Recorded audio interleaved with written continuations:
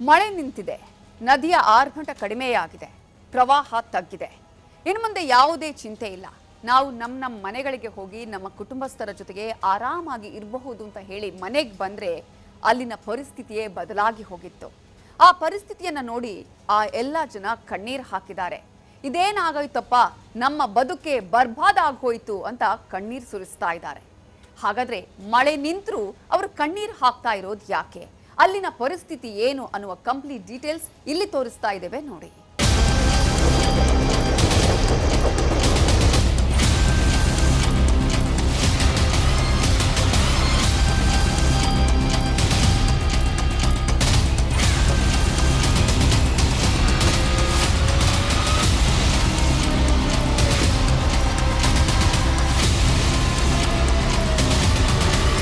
ಪ್ರವಾಹ.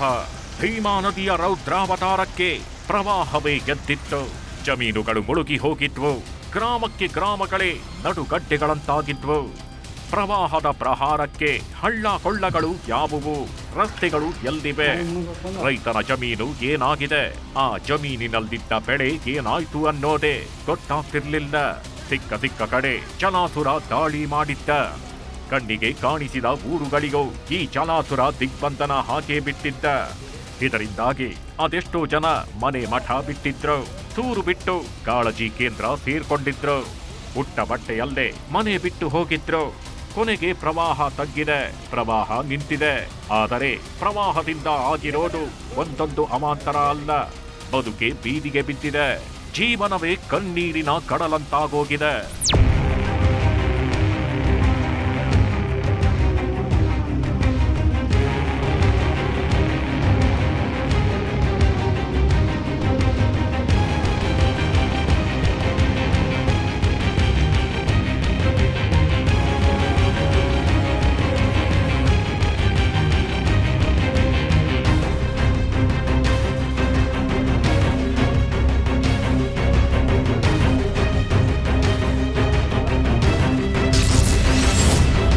ಪ್ರವಾಹ ಪ್ರಹಾರ ಕಡಿಮೆ ಆಗಿದ್ರು ಸಿಕ್ಕಿಲ್ಲ ನೆಮ್ಮದಿ.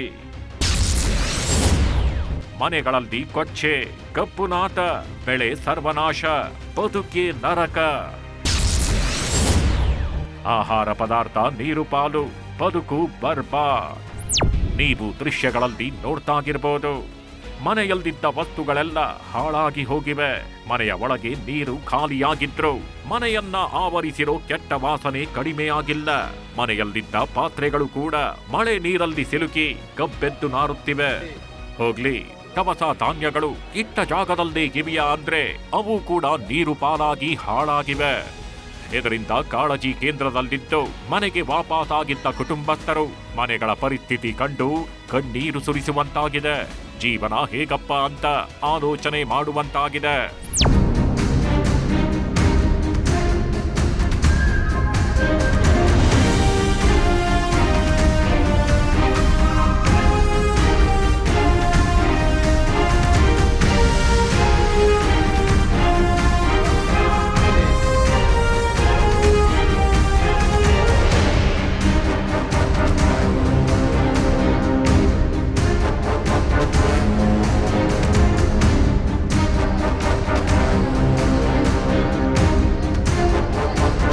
ನಿಮಗೆ ಗೊತ್ತೇಗಿದೆ, ಕಲ್ಯಾಣ ಕರ್ನಾಟಕ ಭಾಗದ ಜಿಲ್ಲೆಗಳಲ್ಲಿ ಪ್ರವಾಹ ಉಂಟಾಗಿತ್ತು.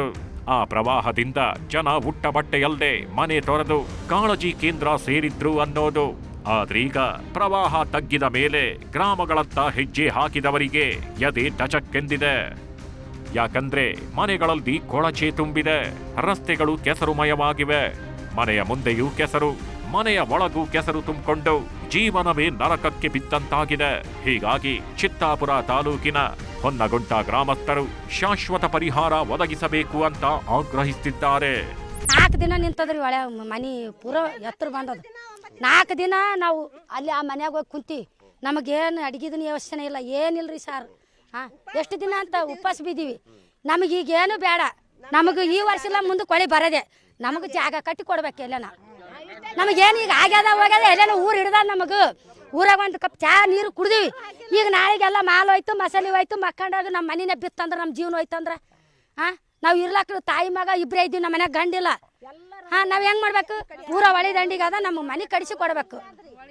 ರೊಕ್ಕ ಕೊಡ್ತೀರಿ, ರೊಕ್ಕ ಕೊಟ್ಟು ನಾವು ಕುಸಿಲಿಂದ ತೊಗೊಂಡ್ ಮಕ್ಕಳ ಮನ್ಯಾಗ ಅಂದ್ರೆ ಬಿತ್ತು ಮನೆ ಅಂದ್ರ. ಕಲಬುರಗಿ ಜಿಲ್ಲೆ ಚಿತ್ತಾಪುರ ತಾಲೂಕಿನ ಹೊನಗುಡ್ಡ ಗ್ರಾಮಸ್ಥರು ಮಾತ್ರವಲ್ಲ, ಕಡಬೂರು ಗ್ರಾಮದಲ್ಲೂ ಕೂಡ ಜನಜೀವನ ಅಸ್ತವ್ಯಸ್ತವಾಗಿದೆ. ಮಳೆ ನಿಂತರೂ ನಿರಾಶ್ರಿತರ ಪರದಾಟ ಮಾತ್ರ ನಿಂತಿಲ್ಲ. ಮನೆಗೆ ಹೋಗಲು ಆಗದೆ, ಇತ್ತ ಕಾಳಜಿ ಕೇಂದ್ರದಲ್ಲೂ ಇರಲು ಆಗದೆ ಒದ್ದಾಡ್ತಿದ್ದಾರೆ. ಮನೆ ಕಳೆದುಕೊಂಡು ನಿರಾಶ್ರಿತರು ಸಂಕಷ್ಟ ಎದುರಿಸುತ್ತಿದ್ದಾರೆ. ಹೀಗಾಗಿ ಶಾಶ್ವತ ಪರಿಹಾರಕ್ಕೆ ಆಗ್ರಹಿಸುತ್ತಿದ್ದಾರೆ.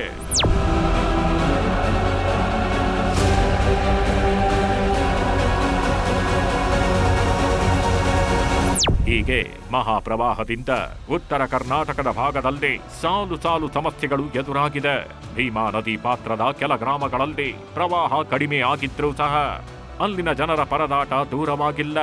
ಇದೇ ರೀತಿ ರಣಮಳೆಗೆ ವಿಜಯಪುರ ಜಿಲ್ಲೆಯ ಜನ ಅಕ್ಷರಶಃ ನಲುಗಿ ಹೋಗಿದ್ದಾರೆ.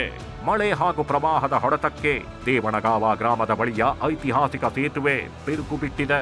1966ರಲ್ಲಿ ನಿರ್ಮಾಣ ಮಾಡಿದ್ದ ಸೇತುವೆಗೆ 2002ರಲ್ಲಿ ರಿಪೇರಿ ಕೆಲಸ ಆಗಿತ್ತು. ಈಗ ಭೀಮಾ ನದಿ ಪ್ರವಾಹದಿಂದ ಸೇತುವೆ ಅಳಿವಿನ ಅಂಚಿಗೆ ಸೇರುವಂತಾಗಿದೆ.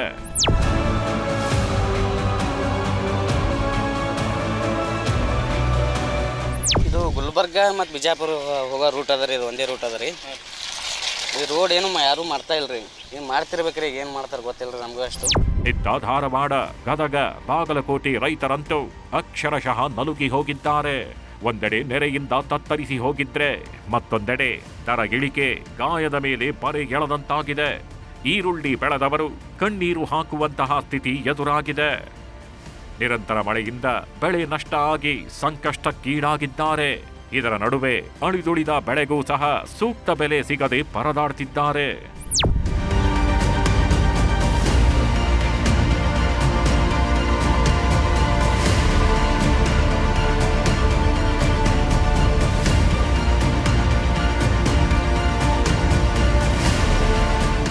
ಇಲ್ಲಿ ಈರುಳ್ಳಿ ರೇಟ್ ಏನು ರೂಪಾಯಿ ಅಂತಂತಂದ್ರೆ ಒಂದು 700ರಿಂದ 800 ಮಟ ಅಷ್ಟೇ ಕೊಡ್ತಾ ಇದ್ದಾರೆ. ಎಲ್ಲರ ಒಂದು ಕಡೆ ಅಷ್ಟೇ ಒಂದು 1200 ಮಟ ಅಂತಂತ ಹೇಳ್ತಾರೆ.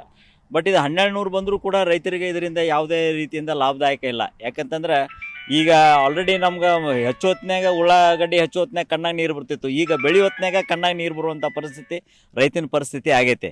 ಇಷ್ಟೆಲ್ಲ ಸಮಸ್ಯೆಗಳ ಮಧ್ಯೆ ಉತ್ತರ ಕರ್ನಾಟಕದ ಕೆಲ ಗ್ರಾಮಸ್ಥರು ಬದುಕಬೇಕಾದ ಪರಿಸ್ಥಿತಿ ಎದುರಾಗಿದೆ. ಮಳೆಯಾದಾಗ ಉಂಟಾಗೋ ಸಮಸ್ಯೆ, ಮಳೆ ನಿಂತ ಮೇಲೆ ಬರೋ ಸಂಕಷ್ಟ, ಪ್ರವಾಹದ ಹೊಡೆತದಿಂದ ಜನ ಕಣ್ಣೀರು ಸುರಿಸುತ್ತಿದ್ದಾರೆ. ಈ ಎಲ್ಲ ಸಮಸ್ಯೆಗಳ ಬಗ್ಗೆ ಮಾಹಿತಿ ಪಡೆದುಕೊಂಡಿರೋ ಮಾಜಿ ಪ್ರಧಾನಿ ದೇವೇಗೌಡರು ಬೆಂಗಳೂರಿನಲ್ಲಿ ಮಾತನಾಡಿ ಸೂಕ್ತ ಪರಿಹಾರಕ್ಕೆ ಆಗ್ರಹಿಸಿದ್ದಾರೆ. ಮೊನ್ನೆ ಮುಖ್ಯಮಂತ್ರಿಗಳು ಏರಿಯಲ್ ಸರ್ವೆ ಮಾಡಿದ್ದಾರೆ. ನಾನು ಅವ್ರ ಮೇಲೆ ಆಪಾದನೆ ಮಾಡಲ್ಲ.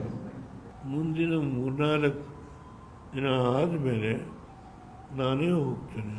ಕೆಲವು ಪ್ರದೇಶಗಳಿಗೆ ಬೈ ರೋಡ್ ಹೋಗಿ ನೋಡಿ ವಾಸ್ತವಾಂಶ ನಾನು ತಿಳ್ಕೊಂಡು ಆದಮೇಲೆ ಸರ್ಕಾರ ಏನು ಮಾಡಿದ್ದಾರೆ ಮಾಡಿಲ್ಲ ಅದರ ಬಗ್ಗೆ ನನ್ನ ಅಭಿಪ್ರಾಯವನ್ನು ಹೇಳಲಿಕ್ಕೆ ಯಾವುದೇ ಆತಂಕ ಇಲ್ಲ. ಸದ್ಯ ನೆರೆ ನಿಂತರೂ ಉತ್ತರ ಕರ್ನಾಟಕ ಭಾಗದ ಕೆಲ ಗ್ರಾಮಸ್ಥರ ಕಣ್ಣೀರು ನಿಂತಿಲ್ಲ. ಇಡೀ ದಿನ ಮನೆ ಸ್ವಚ್ಛ ಮಾಡಿದ್ರೂ ವಾಸನೆ ಹೋಗುತ್ತಿಲ್ಲ. ಆಹಾರ ಧಾನ್ಯಗಳು ಕೂಡ ಮೊಳಕೆ ಒಡೆದು ಗಬ್ಬೆದ್ದು ಹೋಗಿವೆ. ಇದರಿಂದ ಶಾಶ್ವತ ಪರಿಹಾರಕ್ಕಾಗಿ ಉತ್ತರದ ಜನ ಆಗ್ರಹಿಸುತ್ತಿದ್ದಾರೆ.